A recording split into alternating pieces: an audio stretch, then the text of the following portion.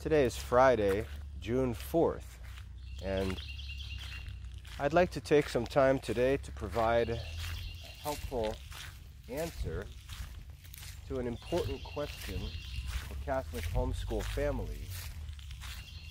And the question is, what is the best Catholic homeschool curriculum? What is the best Catholic homeschool curriculum? And I'm going to emphasize each of the words in that question. Which is the best Catholic homeschool curriculum? And the reason why I want to emphasize each word and draw attention to each word in the question is because if you type that question into Google and look at the results, you won't find an answer to that actual question. You may find an answer to the question, what curriculum do I like? What curriculum do I use? What are some curriculum programs used by Catholic homeschool? But you won't find an answer to the question, which is the best Catholic homeschool curriculum? And I'm going to answer that question for you with proof in this talk today.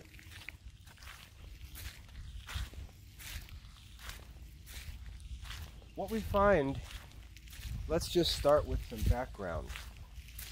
Homeschooling really became popular in the 1990s. It wasn't popular at all. It was considered to be weird and reserved for families that were, conspiracy theorists or preparing for the end of the world. Normal kids went to school, strange kids stayed home and were homeschooled. And there are some reasons for this. One of the reasons is because the internet didn't exist. And in order to get an education, one had to go somewhere. And the quality of one's education was judged based on where he went, which schools he went to, which teachers he had access to, and so on. And so parents, throughout most of history, labored to send their children to the best possible school. Rarely ever was it considered a good idea to teach your children at home. Even if we look back to extraordinary, learned Christian men like St. Thomas More, he hired teachers, expert teachers, to teach his children. He didn't quote-unquote homeschool them. They weren't taught by mommy and daddy. He hired great teachers for them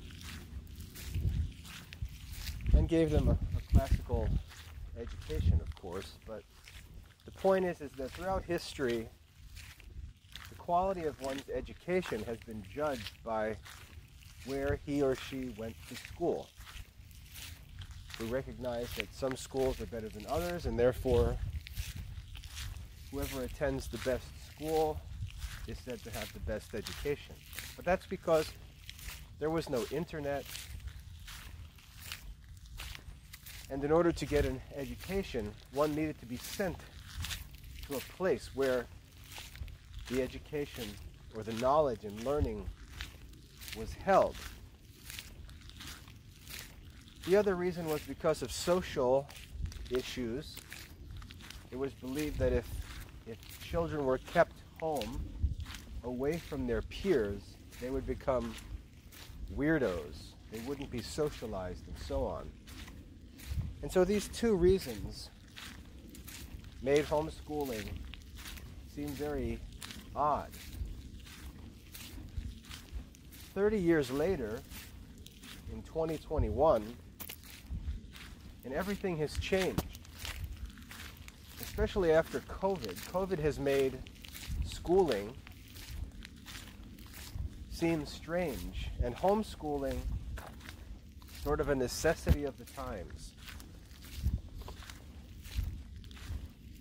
Homeschool students have been admitted and succeeded at all the major universities, and the stigma of homeschooling is not completely gone, but is certainly going away. I argue that homeschooling is more modern and high-tech than going to school. And you'll see sometimes I post on social media an image of a classroom full of students in a modern school sitting at their desks with laptops on their desks. And I ask, what's wrong with this picture? And what's wrong with the picture is that we're still sending kids away from home to school, and when they get to school, they open their computers, sign on to the internet, and access resources that are available to them at home. The school no longer makes any sense. The school is no longer a place of learning. In 2021, the school is simply a daycare center or a study hall. All of the actual learning is online. Students have access to the best teachers in the world online for specific subjects. For example, if someone wants to learn about rocket technology, he can watch videos by Elon Musk as he builds SpaceX and sends astronauts into space. If he wants to learn about marketing, he can watch a TED Talk by Seth Godin, one of the world's most famous and successful marketers. It makes no sense to go to school and have some school teacher who makes $40,000 a year and has never marketed anything explain how marketing works to a student in 2021, when all of the world's experts in every field of work and study are accessible directly on the internet. Makes no sense. So the main point here is that homeschooling is no longer a stigma, but what many families do in 2021 in the name of homeschooling has more to do with the homeschooling of the 1990s rather than the homeschooling that's possible in 2021. When we look at this question, which is the best Catholic homeschool curriculum, what we normally find is a relatively ignorant homeschooling mother comparing the 3 or 4 or 5 homeschool programs that she happens to know about. Maybe she used Seton, maybe she used Mother of Divine Grace, maybe she bought some books from Colby Academy or Catholic Heritage Curriculum, mixed them all together, used them as she felt best, and then she writes a blog article and explains what she thinks the best Catholic homeschool curriculum is, and she has no ability to answer that question at all. She's simply writing a review of the products that she's happened to use. And the next wave of homeschool parents reads that article, starts where she leaves off, and if we look a year later, 2 years later, we find they write almost the same articles in answer of the question, which is the best Catholic homeschool curriculum? And the reality is, none of them actually answer the question. They're simply writing product reviews like people do on Amazon.com, they're simply writing as consumers talking about the products that they've purchased and used. And the products that they've used are limited to what they happen to know about. And as I said, many of them write the same article saying the same things, just varying in minor details. This one likes this part of Seton. This one likes this part of Mother of Divine Grace. This one likes this book. This one likes that video. These are just product reviews. These don't answer the question, which is the best Catholic homeschool curriculum? So I'd like to provide homeschool parents with a clear answer to the actual question. Let's start with the back end, though. Which is the best Catholic homeschool curriculum? Let's start first with the word curriculum. A curriculum is a course of studies. It's a system of learning. It has a beginning, a middle, and an end. We start with a goal. We ask, what is the goal of the education of our children? And we stick a pin in the place on the wall, as it were, where that goal stands, and then we stick a pin on the opposite side where we're currently at, or where we're starting. And so we've got these two pins on the wall, one where we're starting and one where we'd like to finish. And most Catholic families have no idea where the pin should be stuck that shows where we should finish. The goal of the education is never figured out, is never made clear. If we ask, what is the goal of the curriculum? What are you trying to accomplish? Most Catholic homeschool parents will have some vague, wishy-washy religious talk, or they'll just openly say, we want our children to get a high school diploma, we want our children to get admitted to college, and that's where they stick the pin in the wall. Now, no matter where you stick that pin, no matter what your goal is, the question is, what is the best curriculum? What is the best course of studies that will lead a student from the beginning, where he or she is, to the fulfillment of that goal? Now, we have to start by asking one simple question. If your goal for the education of your children is simply to get into college or to get a high school diploma, you have to realize that there's no need for you to call this a Catholic education, and there's no need for you to provide a homeschool education to achieve that goal. And this is the first dilemma that homeschool parents are in. They can't even explain really why they're homeschooling. The reasons why they're homeschooling are not very good reasons. Maybe they're afraid of bad influences at a local public school, but public school isn't the only option. Maybe they're just lazy and like the idea of keeping the kids home. Maybe they really don't want to spend too much time on school, but they'd like more time being active in the local homeschool community. and mom is thinking about her own social life.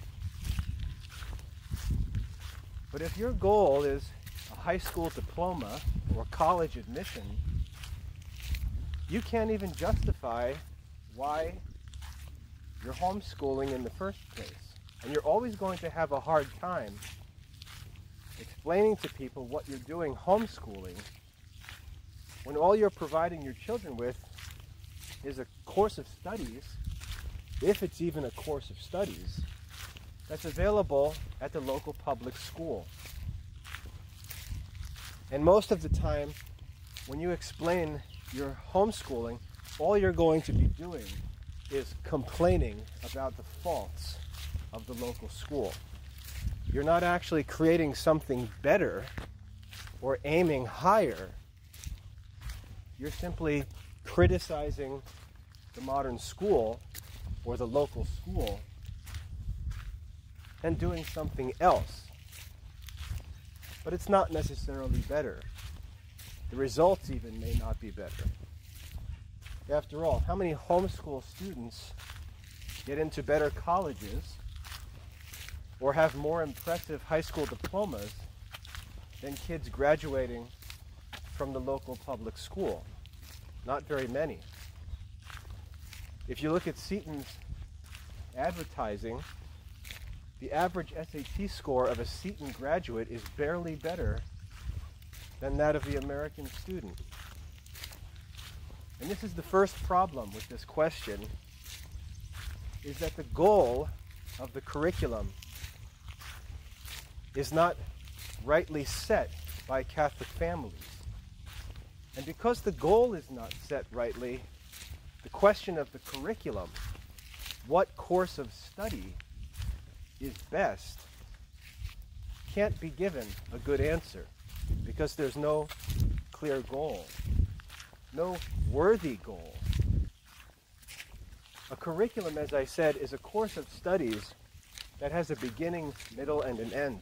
It takes a student from where he is and leads him in some strategic way to the satisfaction of the goal of his education.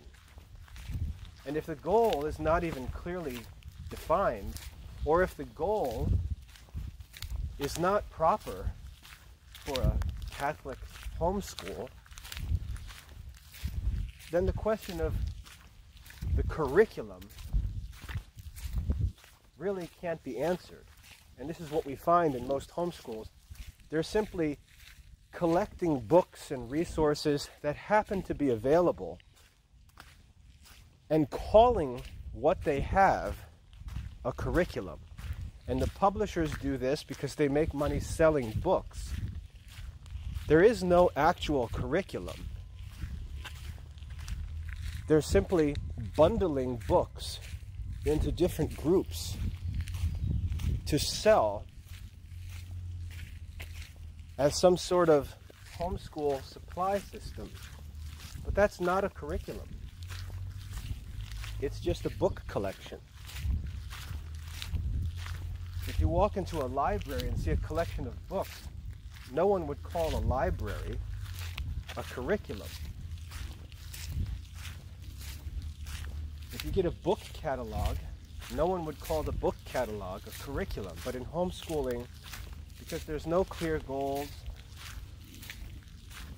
mere book collections or book catalogs are called curriculum. And parents talk about which curriculum they like the best, where all they're really talking about is what collection of books they like the best, or what book catalog they like the best. And this has nothing to do with curriculum. A curriculum, as I said, is a course of studies that leads a student from where he is on day one to the satisfaction of the goal for his education. A curriculum needs to be more than a mere collection of books. Secondly, which is the best Catholic homeschool curriculum? When we look at all of these booksellers, all of these book catalogs, Seton, Mother of Divine Grace, Catholic Heritage Curriculum, Colby Academy, Angelicum Academy, all of the homeschool programs that are usually compared by people at homeschool conferences where you buy books, or by these bloggers who write product reviews of resources that they've used. All of them are designed to serve a K-12 plan for schooling. So we're going to assume that an 8-year-old child is a quote-unquote second grader, and a 15-year-old child is quote-unquote 10th grader, and we're going to pretend that there's a different set of books for each child based on his age, based primarily on his age and loosely on his actual studies and learning. But all of these programs, all of them, serve the same K-12 curriculum. Or not even curriculum. I don't want to say curriculum because these programs are not curricula. They're just book collections. They're just book bundles. But they're designed to serve a K-12 model of education. Every single one of them serves the K-12 model. Now we have to ask, is the K-12 model a homeschool model? Is the K-12 model a homeschool model? Who's actually at home? We have 2 children, 4 children, 8 children. My family has 10 children. We have 10 children, different genders, different ages, different abilities. The benefit of homeschooling, the primary benefit, is that parents can provide each of their children with the best possible education for their own unique personality, abilities, and interests, preparing them for what we know are going to be different vocations in the future. We don't know what those vocations are in their specific details. We know what general education our children need, or we should know, and we know how we can provide them with general learning and experience as we learn about their personality and abilities and interests, and we can help them to know themselves, as it were, and prepare more and more specifically as they get older for what appears to be their future vocation or occupation. But these children are homeschooled, and we as their parents can customize their studies, the pace at which they study, the subjects that they focus on, the goal for their education. We can customize this for each of these individual children. This homeschool education is not served by a K-12 grade system. It's pretty simple, folks. The K-12 grade system was created to serve the public school system. And the reason why it was created was because our society decided that it was going to be compulsory for children to attend school until the age of, say, 16 or 17. And so the designers of the public schools laid out this plan of education that would start with children who are 5 or 6 years old and would lead them through a course of studies that they would finish ideally at age 18. So it's a 12 to 13 year system. And all of the children in a certain geographical location, hundreds and hundreds or thousands of them, had to be put into this system in an orderly way. And the system was designed in the time when Henry Ford had invented the assembly line.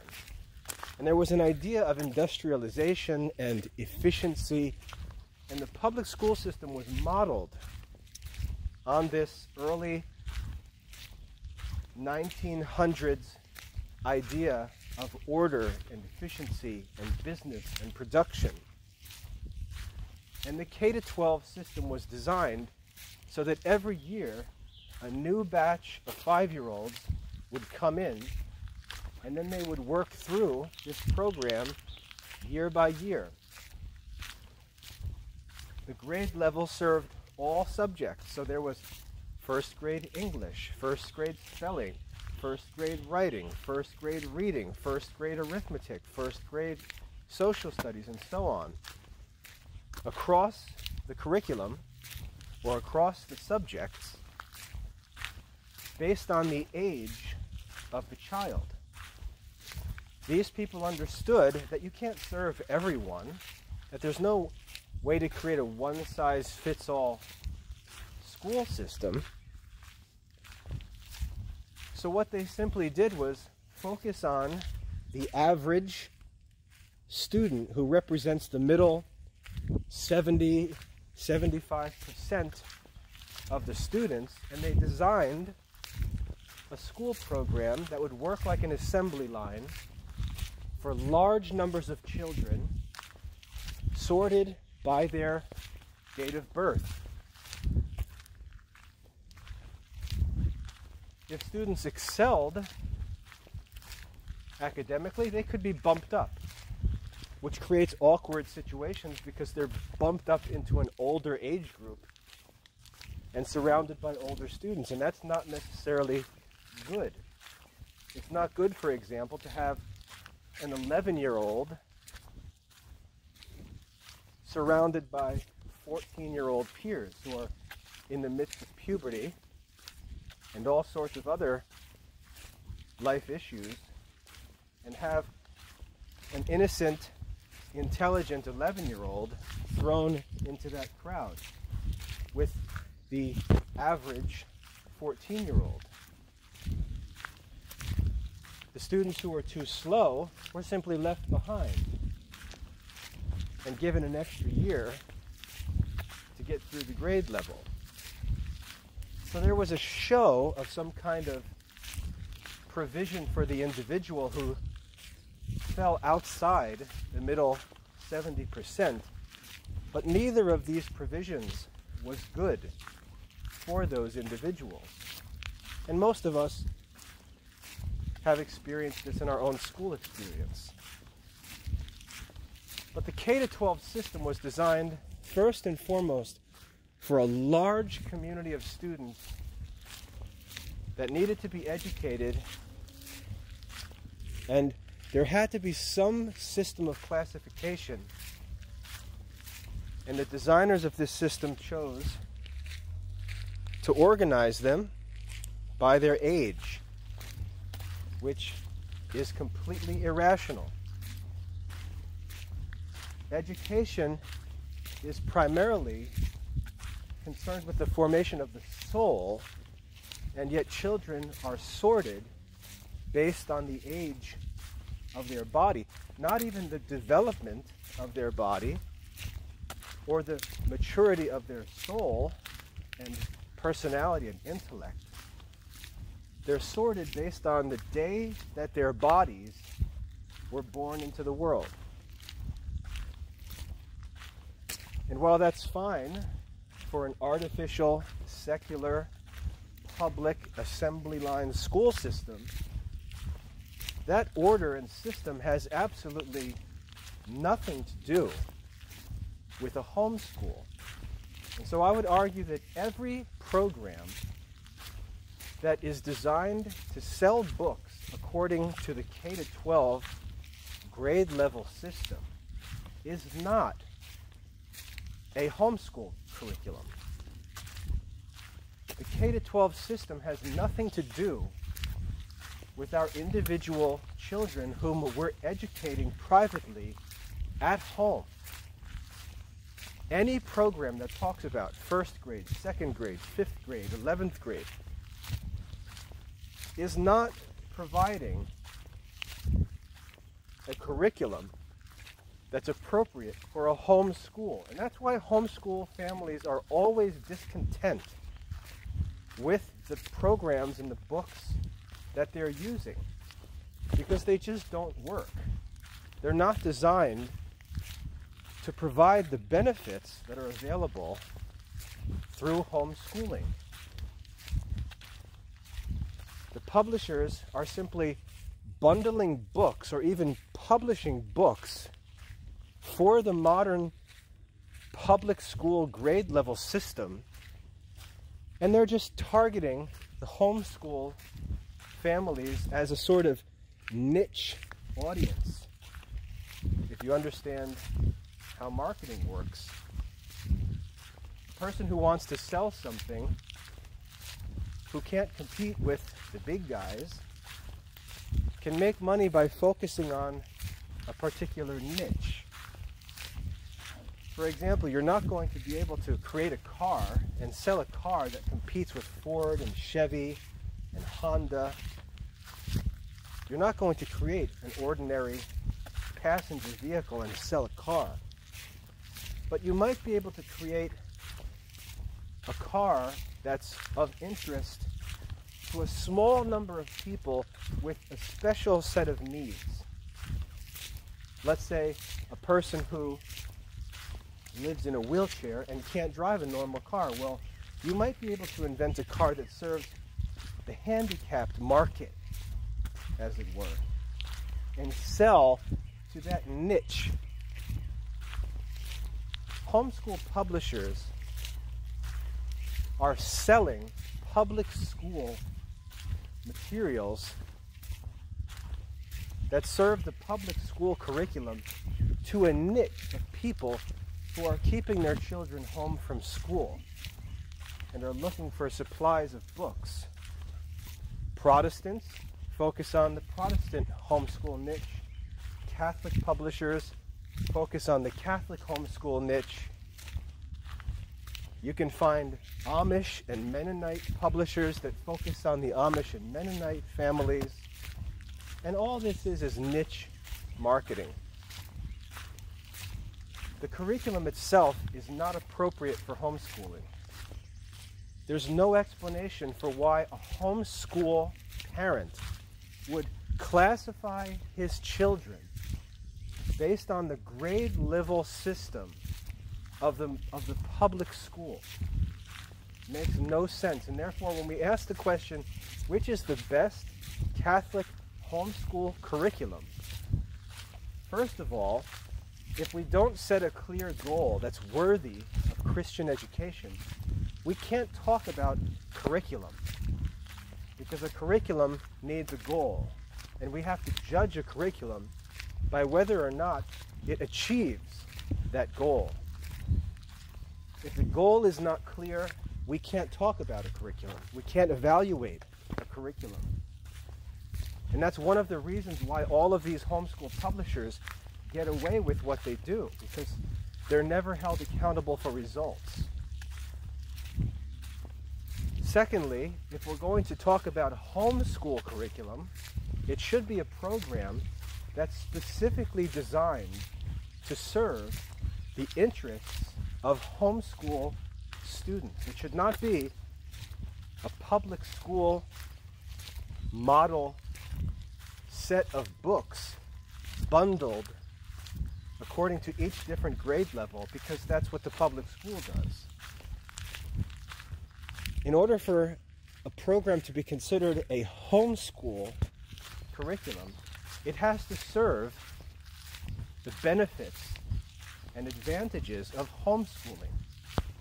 It should be completely customizable by child, and yet it should fulfill the same general goals that should be pursued by all Christian students. So just because one student doesn't have the academic gifts or interests of another doesn't mean that he should be tracked as a dum-dum and denied, for example, the study of sacred scripture or the Catechism or moral philosophy. It simply means he has to be able to pursue that true Christian learning at his own pace. So what curriculum would allow different students to pursue the same general Christian goals at their own pace? These modern publishers aren't designed or concerned with doing that. They're simply serving that middle 70%, trying to sell as many books as possible, and they really don't have any answers for the outliers, whether they're more excellent or slower. And so Seton, Mother of Divine Grace, Colby, Angelicum, all of the well-known Catholic homeschool publishers that are at all the conferences, selling all their books, mailing all the catalogs, they really can't even be evaluated as curricula because they don't serve a specific set of goals that's appropriate for Christian education. And secondly, they're really not designed for homeschool students and families. The third question is, which is the best Catholic homeschool curriculum? So first of all, there has to be a goal so that we can have a curriculum. And we need to judge the curriculum by whether or not it leads us to success in achieving our stated goals. Second, it has to be designed to benefit homeschool students. And thirdly, it has to be Catholic. It has to be Catholic. Now, when we ask the question, what makes a curriculum Catholic? What makes a homeschool curriculum Catholic? It's pretty easy to answer that question. First of all, the goal of a Catholic education is to train a child to fulfill the end for which he was created. And the Catechism teaches us, why did God make us? God made me to know him, to love him, and to serve him in this life. Now, if we take that as our end and set that as our general goal for all of our children, because it doesn't matter about which child has this or that specific vocation or specific interest or gift or ability or occupation. This goal of knowing, loving, and serving God in this world is a goal for every single child. That's the goal, the ultimate goal of a Catholic homeschool curriculum. I have to say at this point, it's not in the power of parents to make their children willing, faithful, obedient Catholics. The children have their own free will. So we can't judge a curriculum based on what choices students freely make with their own freedom. We have to ask, how does a parent fulfill his or her duty in preparing the child objectively for that end. So, for example, if our child was made to know God, we have to ask the question, how does one know God? How does one learn to know God? And then we can look at the parent's work and judge objectively whether or not they have provided for their children to know God.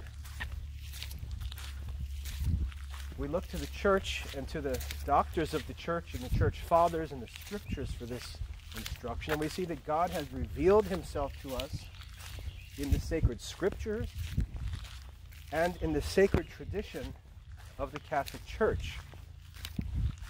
Therefore, we have to judge the work of parents according to whether or not they have taught their children the sacred scriptures and the sacred tradition of the church. So if we're going to talk about the goal of a Catholic education, a curriculum that serves a Catholic education, a curriculum that serves a Catholic homeschool education, we can start to focus in on specifics. It has to be a curriculum that leads children to know the sacred scriptures. It has to be a curriculum that leads children to know sacred tradition.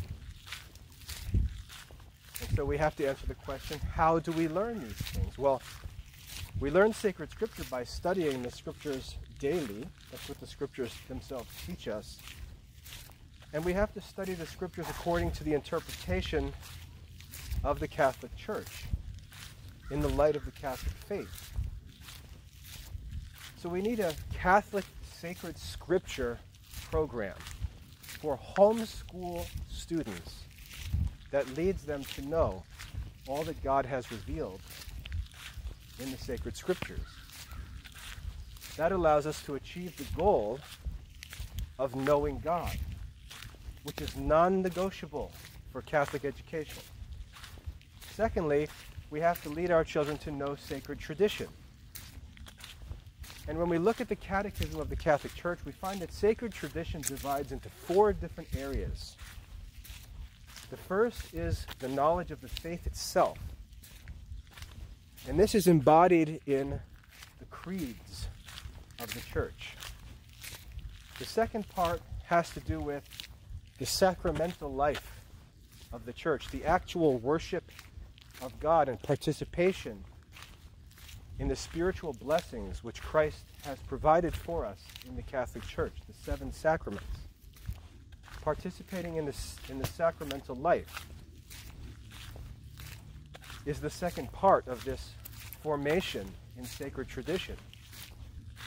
The third part is the moral life of the Catholic faith, Catholic morals.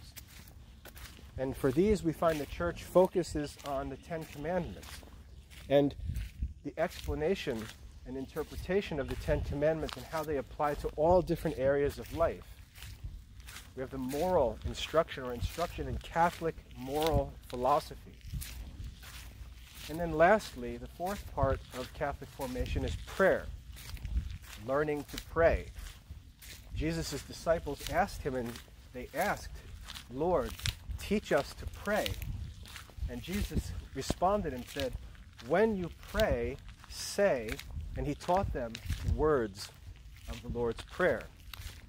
And through the past 2,000 years of church history, the Church has continued to teach us to pray. We learn to pray through the liturgy of the hours or the divine office.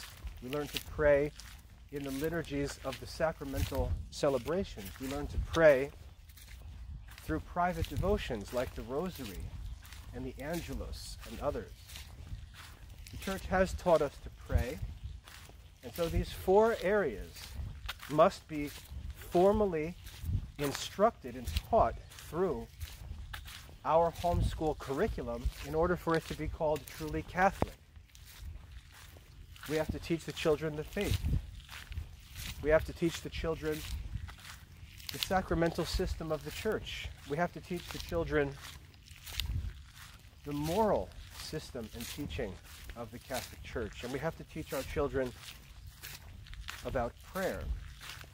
Again, we cannot make our children as adults choose to participate in the sacramental system.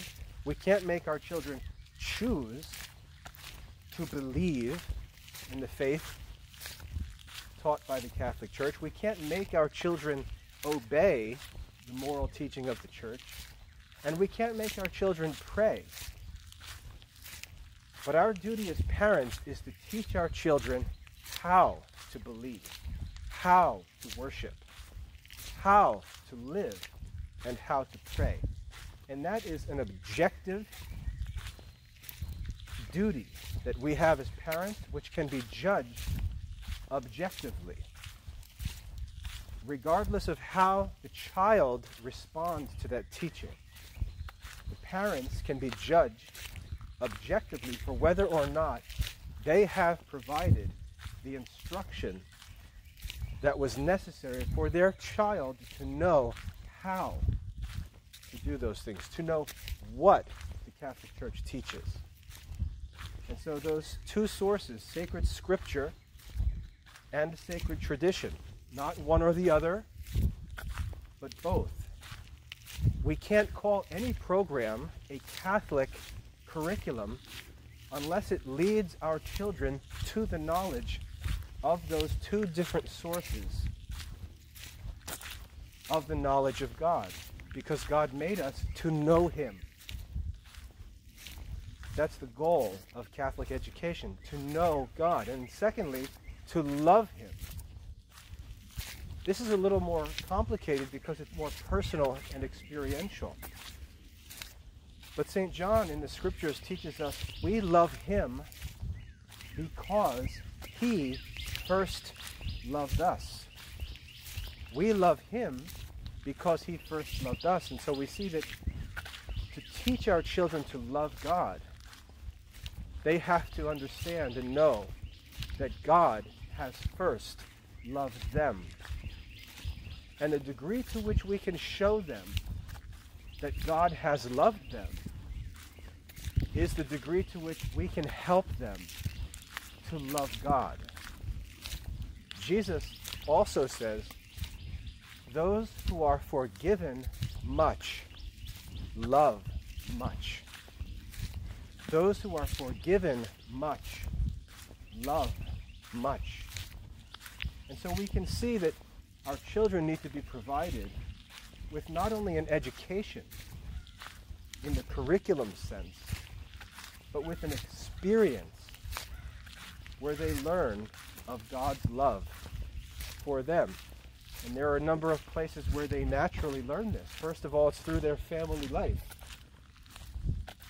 through the love and generosity and sacrifice and patience and forgiveness that they receive and experience from their family, from their parents, is part of an objective Catholic education. And then they also experience the love of God from the ministry of the Church, who serves them gently as a mother. I know my children, even when they have struggled with faith, they've always said that they love confession. They may struggle to make confession because it's difficult, but the experience of the mercy of God in the Church is one way in which the children learn that God has loved them, and over time come, by God's grace, to love God. We see this in the example in the parable of the prodigal son. Raised in a good home with a good father, disobedient and rebellious against God and his family, who goes off into the world, and while he's in the world and begins to experience the coldness and lack of love in the world, thinks back to the quality of life that he enjoyed with his family and repents and goes home. we see how love is produced and cultivated in the soul. And it's our duty as parents to do that. To know God, to love God, and then to serve God, to understand how does one serve God. When we talk to Christian families, normally we talk about, or they talk about, college admission, careers, getting married, finding a spouse, getting a diploma, getting a degree, getting a job. This list of goals for their education. And none of these things fulfill what it means to serve God. To serve God. Jesus says no man can serve two masters. No man can serve God and mammon. And in some Bibles, that word mammon is translated money or pleasure. And so we have to understand what it means to serve God, to know God, to love God, and to serve God. What it means to serve God is to work to do His will in the world. Not to simply look at the world and ask, what do I want to do when I grow up? What do I want to be when I grow up? What title do I want for myself? Where do I want to live when I grow up? That's not serving God. What we have to ask is, how can I serve God in the best way possible? And to answer that question, there's much more to think about than getting into college or finding a job one day. We have to consider religious vocations, which are the primary and most excellent way of serving God. Our children have to learn, understand, and appreciate religious vocations, whether they're vocation to the actual sacramental priesthood, whether they're vocations to life in a religious community, serving a particular charism or apostolate, whether it's a vocation to serve God in some other way, or whether in God's providence it's necessary to marry and serve God through the life and mission of the laity. What our children should be asking, what we should be teaching our children, are all of the different ways in which they can serve God. And we have to make sure that we teach these ways truly and help our children to understand that some are objectively superior to others. The Catholic Church teaches explicitly, and taught this at the Council of Trent, that the religious life, a life of celibacy for the service of the kingdom of God, is the most excellent vocation, the most excellent life, the most excellent form of service. And we need to ask, does our homeschool education teach our children about all of the options they have to serve God? And also, does it prepare them and give them the opportunity to serve God in the noblest ways possible? Or do we deny our children even the opportunity because of worldly anxieties and goals that are too low and inappropriate for Catholic education? So to know God, to love God, and to serve God have objective measures in education. And now we start to see a clearer picture of what it would mean for something to rightly be called a Catholic homeschool curriculum. First, it has to actually be a curriculum, not just bundles of books. Second, it has to be designed to serve the benefits of homeschooling, not public school grade level models of education, but the benefits and advantages of the homeschool. And thirdly, it has to actually serve the ends of Catholic education. So we look back at the question, which is the best Catholic homeschool curriculum? And I'm going to say very boldly that there is actually only one true Catholic homeschool curriculum. That those who are writing these blog articles, product reviews, they're not even answering the question, which is the best Catholic homeschool curriculum. As I said, they're simply explaining which homeschool publications or publishers or catalogs or resources they happen to like the most. And that's not objective, that's subjective. It's irrelevant. The question that's asked is, what is the best Catholic homeschool curriculum? That's an objective question. That's not a subjective question. We have ways to measure, and as I said, what we'll find is there is actually only one Catholic homeschool curriculum. And that's the curriculum provided in the Classical Liberal Arts Academy. It's actually a curriculum. It begins at the beginning with grammar and arithmetic. It teaches these arts to young children and leads them intellectually, step by step, from grammar to reasoning to rhetoric, from arithmetic to geometry to music and astronomy. It leads them from where they are to a medium or middle, and it continues and prepares them for the study of Catholic philosophy and Catholic theology. It's an actual curriculum. And you can see the illustration that I publish that shows a mountain and how trivium, quadrivium, humanities studies, philosophy and theology lead a student from the bottom of the mountain up to the peak. It's a true curriculum. That's the first thing about the Classical Liberal Arts Academy. It's not a collection of books.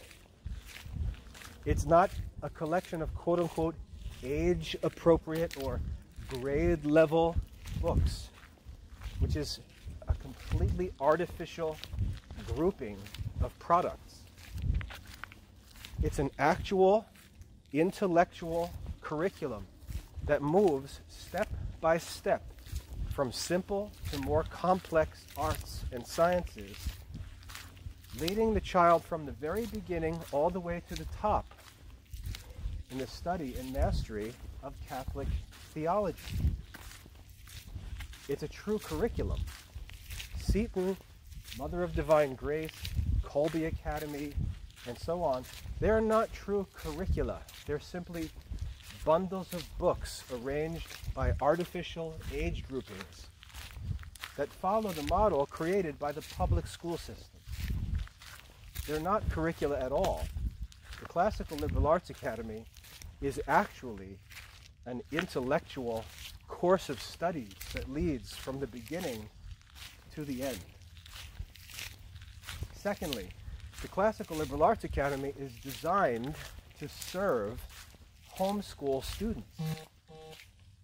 We don't group children by their birth date.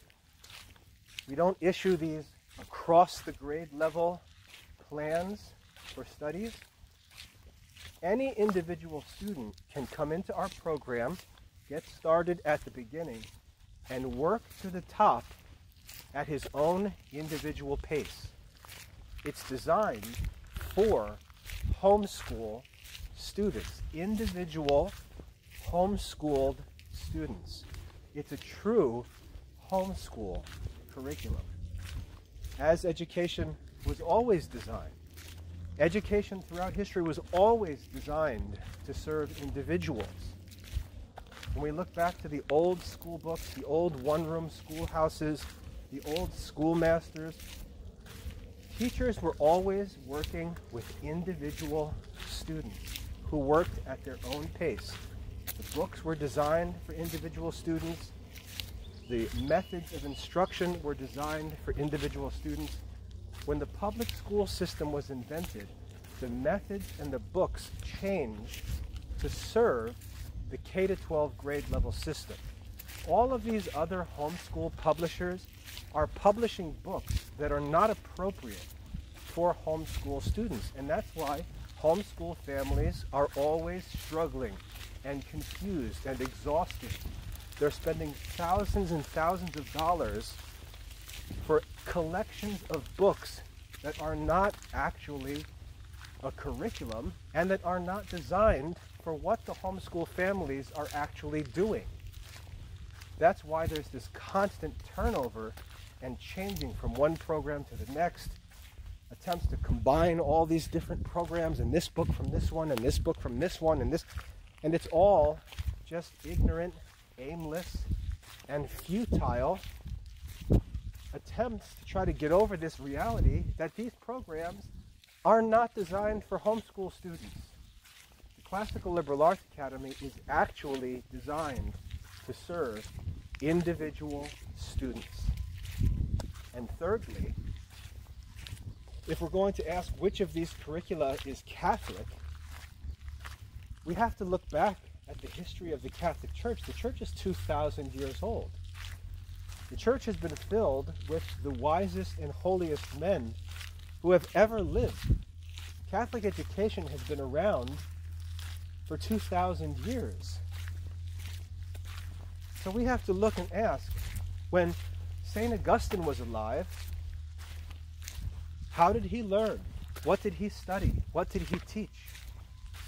What did St. Thomas Aquinas study and teach? What did St. Ignatius of Loyola study and teach? And when we look back through history, we see that the Catholic Church and its teachers and its schools always taught the classical liberal arts, because the classical liberal arts curriculum actually serves the goal of Catholic education. If you were to go to the Jesuit schools of the 1600s and ask them, or read the Ratio Studiorum, the rule of studies that they published in 1599, if you were to ask, what is the goal of this educational program? You would find it written right in the rule. The goal of our instruction is to lead our students to know and love God. That's the stated goal of the Jesuit schools in their rule of studies. If we look back to Catholic history, to all of the saints who actually lived and studied and taught, who built schools and raised students, and we ask, how did they teach? What did they teach? The answer is the classical liberal arts. That's the Catholic curriculum. When we look at Seton, or Mother of Divine Grace, or Colby Academy, or Angelicum Academy, or Catholic Heritage Curriculum, let's ask one simple question. Do these programs, this is a simple yes or no question, do these programs teach what St. Augustine taught, what St. Thomas Aquinas taught, what St. Ignatius of Loyola taught? Or do they teach a program that actually has its sources in modern secular education? And if you're honest enough to investigate this and answer this question, not based on your feelings, not based on what you're comfortable with, but based on what is actually true, you will see very clearly and objectively that Seton does not teach the historic Catholic curriculum. They teach a modern, science and math-based K-12 curriculum that came from the public school system. If you look at Mother of Divine Grace, you'll find an attempt to say that they're doing something different from the modern school. They'll call it classical. But if you dig to the sources, you'll find that they're following the same model of education that's followed in the Protestant classical education movement. Not the actual teaching of the saints or of the classical liberal arts. They're following the same model that you'll find in the Protestant classical education movement, which comes from a Protestant woman named Dorothy Sayers, who proposed this model of education. I think it was in the late 1800s. Right at the time of this modern development of compulsory education and public schooling, she proposed this idea of having 3 different stages of learning, which are the same thing as the modern division of public schools into the elementary school, the middle school, and the high school. She took the words from the true classical liberal arts and used them with a new definition, which is called equivocation. It's actually a bad thing. You're not supposed to take words, continue to use the words, but change their meaning. And that's what these programs do.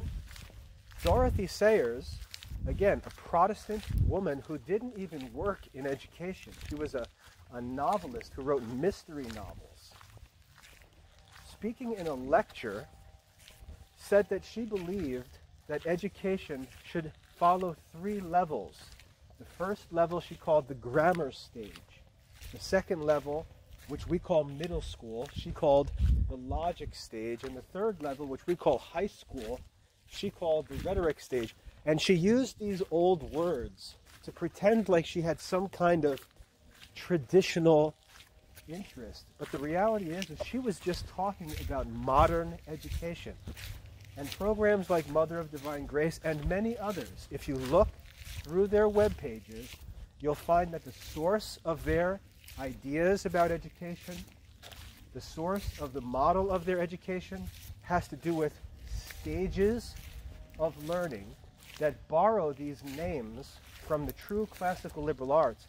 And you'll find explicit quotes on these websites from Dorothy Sayers.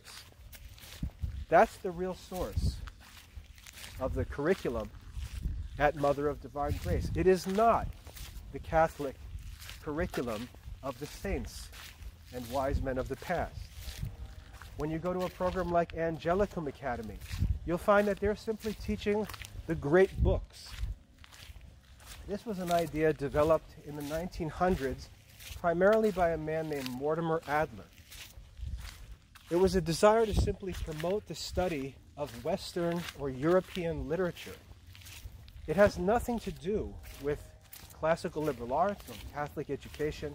It's just a modern literature program that suggests that students should read different books than the public schools read. But this program was warned against by John Henry Newman, who warned that in an age like this where books abound, where publishing abounds, it is common to mistake a love of reading for real learning. The learning of the great books curriculum in colleges even that talk about studying the great books. And they also use the phrase Socratic method, which again is a term taken from the past and used today with a different meaning, which is called equivocation. The Socratic method does not mean sitting around discussing the great books. That's just class discussion. It's common in all schools. The Socratic method is an actual philosophical method of investigation based on the art of reasoning. It has nothing to do with the Great Books program. But Angelicum Academy is simply selling the Great Books program. You'll see pictures of homeschool teachers, and in the background they always have this Mortimer Adler set of the quote-unquote great books. It has nothing to do with real classical Catholic education. The other test that you'll see with these programs is they're just concerned with college admission. They'll boast of college admission, they'll boast of accreditation, which isn't even necessary for homeschooling, doesn't even make any sense in the context of homeschooling, and they'll boast of accreditation as if homeschool parents need to have their homeschool accredited. That doesn't even make any sense. But again, the homeschool parents don't take the effort to learn these things, and they allow themselves to be duped by catalog publishers and marketers that know they don't understand these things. Now, some can listen to this talk and they can say, oh, he just criticizes good Catholic people, he criticizes other Catholic programs, but that's false. I'm not criticizing any people. I'm not criticizing attempts to do good by any Catholic people. I'm criticizing false beliefs about education, false statements about education, and the manipulation of a generally ignorant but good intending market of homeschool families that don't know better. And what I'm telling you is that in the Classical Liberal Arts Academy, you can give your children a true, historic, Catholic education that's designed to serve your family at home. Your individual children can learn the same course of studies that were studied and taught by the saints in your own home with all the benefits of homeschooling in 2021. That's what's available in the Classical Liberal Arts Academy. It is the only true Catholic homeschool curriculum. And as it's the only true Catholic homeschool curriculum, I will argue that it is also necessarily the best Catholic homeschool curriculum. I believe that I've communicated the truth of this very clearly, with evidence and support, and I leave the discussion to you who are listening. Hopefully, parents who have the opportunity to make decisions about how you're going to educate your children so that you can see the route that you should take so that you can actually enjoy the benefits of a curriculum that serves goals that are appropriate and right for Catholic education, that you can enjoy a curriculum that actually is designed to work in a homeschool setting, serving the interests of individual Catholic children, rather than treating them like numbers in a grade level system, which doesn't make any sense at home. And thirdly, a curriculum that actually satisfies the goals of a Catholic education, serving the end for which God made us, to know, love, and serve Him. All of these things are found in the Classical Liberal Arts Academy. They are not found in Seton. They are not found in Catholic Heritage curriculum. They are not found in Colby or Angelicum or Mother of Divine Grace. We have to return to the Classical Liberal Arts. We have to use study materials and methods that serve the individual students. And we have to serve a curriculum that is aimed at the goal of Catholic education, which is to know, love, and serve God. Jesus says, seek first the kingdom of God and His righteousness, and all these other things, college admission, vocations, careers, marriage, will be given to you according to God's will. In the book of Proverbs, Solomon says, do not lean on your own understanding, but trust in the Lord In all your ways, acknowledge him, and he will direct your paths. The goal of homeschooling is to focus on God, to focus on the needs of our souls and on the kingdom of God. And when we do so, God will direct us to the specific vocations, occupations, and states of life that are best for us within his will. It starts by choosing a true Catholic homeschool curriculum.